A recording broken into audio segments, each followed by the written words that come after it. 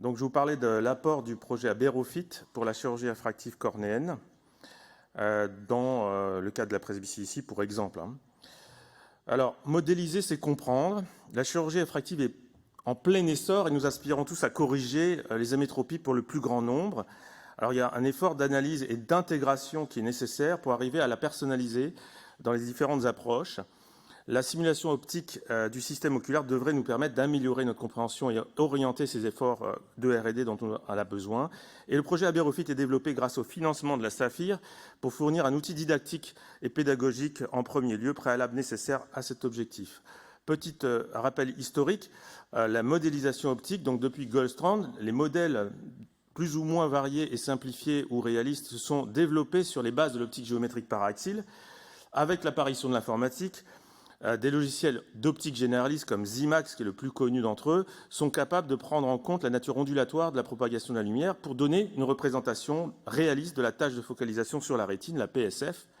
Ils font du tracé de rayons et commencent même à proposer des calculs d'implants assistés par la simulation optique, comme dans cette publication que j'ai trouvée, qui est récente, qui montre qu'il est possible, en utilisant la topographie cornéenne et le ray tracing avec le logiciel Zemax, d'ajuster la prescription sphérocylindrique d'une lentille avec l'outil de ray tracing.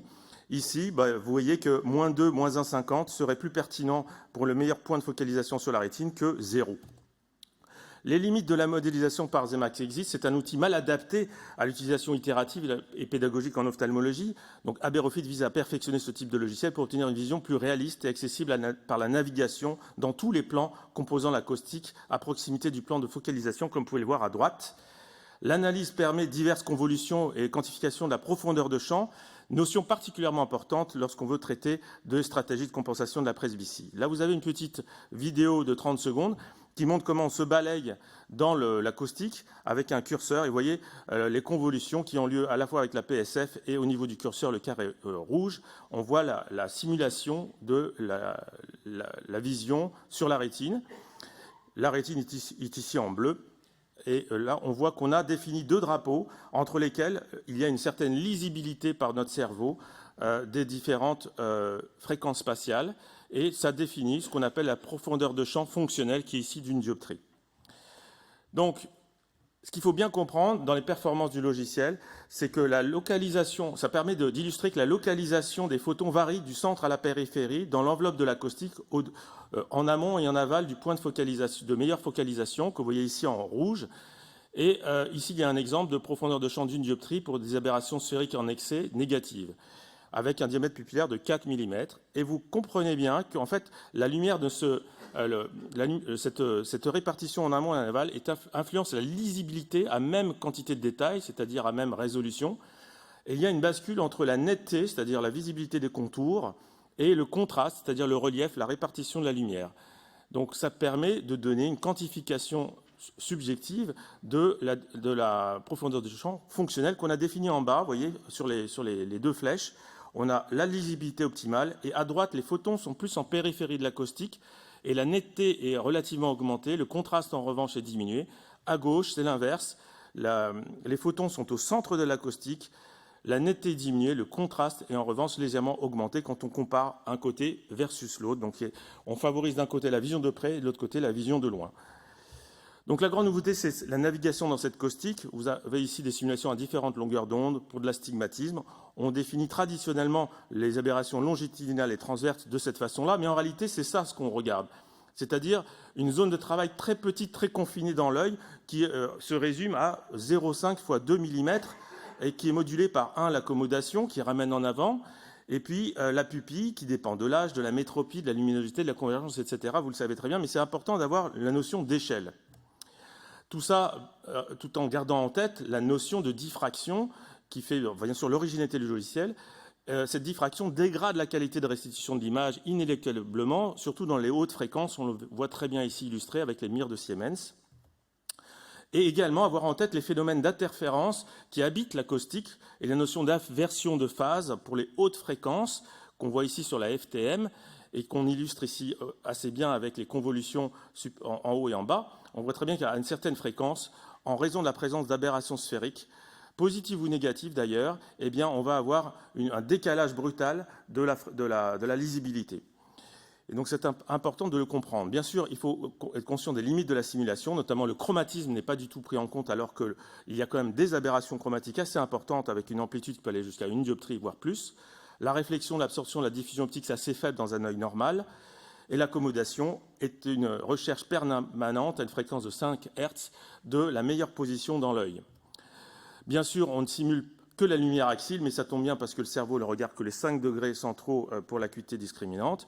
Et puis, on ne prend pas en compte dans les modèles de l'échantillonnage rétinien et de l'interprétation cérébrale.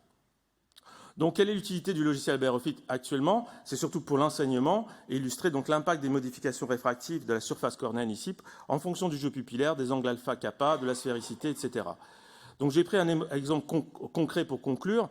Où on analyse ici la modulation de la sphéricité cornéenne par laser chez un sujet hypermétrope presbyte, donc 52 ans, accommodation résiduelle 1 dioptrie, hypermétrope de plus 3, non astigmate. On a pris un angle kappa à 0 pour illustrer. Et donc on va faire varier artificiellement le pré-op, le post-op, avec la sphéricité cornéenne antérieure qui passe de moins 0,2 à moins 1,50, en faisant varier également la kératométrie pour que le patient redevienne hémétrope. Donc vous voyez ici ce que ça représente sur l'acoustique en bas, le fait de varier l'aberration, la sphéricité cornéenne. On a une répartition de la lumière dans l'acoustique qui varie, qui change, d'accord, avec une augmentation de la profondeur de champ. Mais attention, ce qui est intéressant, c'est que ça dépend évidemment du diamètre pupillaire, chose qu'on ne regarde pas vraiment. Donc là, vous avez le pré-op, le post-op. Les petits carrés, c'est l'image sur la rétine. Donc on voit bien qu'en pré-op, c'est flou, en post-op, c'est net. Et en bas, vous avez la profondeur de champ étalée par des coupes serrées, avec la profondeur de champ fonctionnelle estimée en pré-op à 0,5 dioptrie à gauche en pré-op, et à droite en post-op à 1,1 dioptrie. Et donc si on diminue la pupille, voilà ce qui se passe. La différence entre pré-op et post-op diminue à 3 mm, et à 2 mm, elle devient vraiment non perceptible et elle va même s'inverser si on va à 1 mm, ce qui est une pupille un petit peu serrée, mais il y a quand même des patients qui ont des pupilles à 1 mm. Et là, il s'agit de pupilles réelles, c'est-à-dire en mesuré sur le patient, c'est un tout petit peu plus. Donc les conclusions qu'on peut tirer de cette simulation, c'est que la balance profondeur de champ fonctionnelle induite par les aberrations sphériques négatives versus celle induite par l'effet sténopéique n'est pas linéaire. Donc je vous ai mis ici un petit graphique qui montre que quand on réduit la pupille, on arrive à un point qui est ici la flèche, où finalement le fait d'avoir induit des aberrations sphériques négatives, ça ne change pas grand-chose en termes de profondeur de champ fonctionnelle, voire même pire si on a des pupilles vraiment serrées.